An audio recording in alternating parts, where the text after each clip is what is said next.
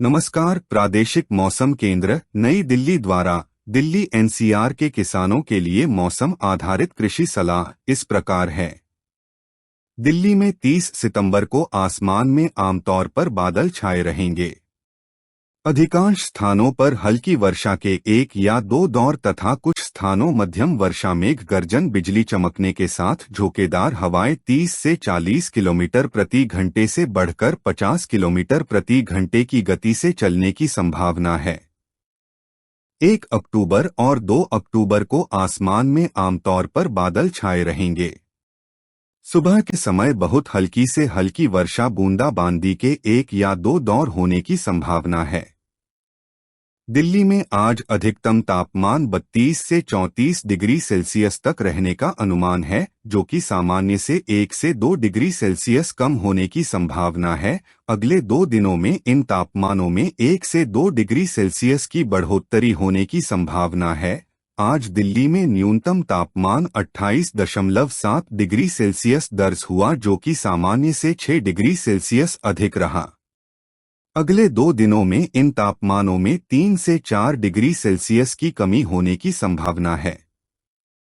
मौसम के पूर्वानुमान को देखते हुए किसानों को सलाह दी जाती है कि इस मौसम में अगेती मटर की बुवाई कर सकते हैं।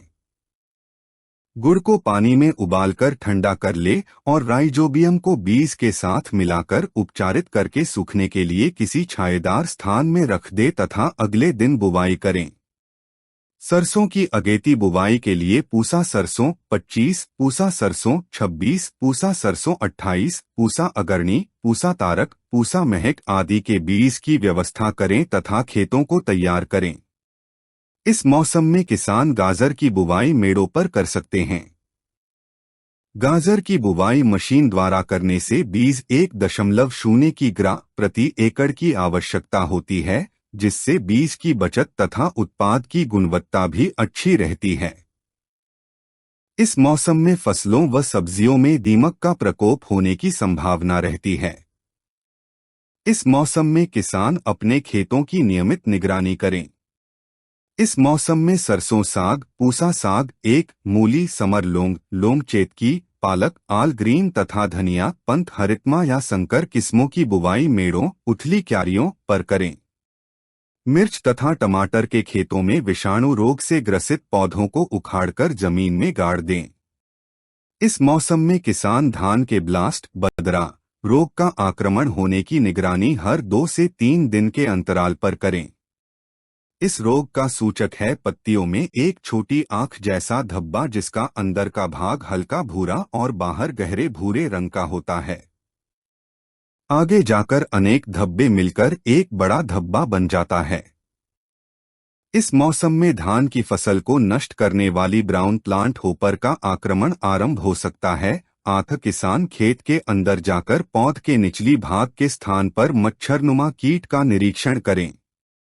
इस मौसम में कीटों की रोकथाम के लिए प्रकाश प्रपंच का भी इस्तेमाल कर सकते हैं। इसके लिए एक प्लास्टिक के टब या किसी बर्तन में पानी और थोड़ा कीटनाशी मिलाकर एक बल्ब जलाकर रात में खेत के बीच में रखे दें। प्रकाश से कीट आकर्षित होकर उसी घोल पर गिरकर मर जाएंगे। इस प्रपंच से अनेक प्रकार के हानिकारक कीटों का नाश होगा। कृपया लाइक, शेयर और सब्सक्राइब करें। धन्यवाद।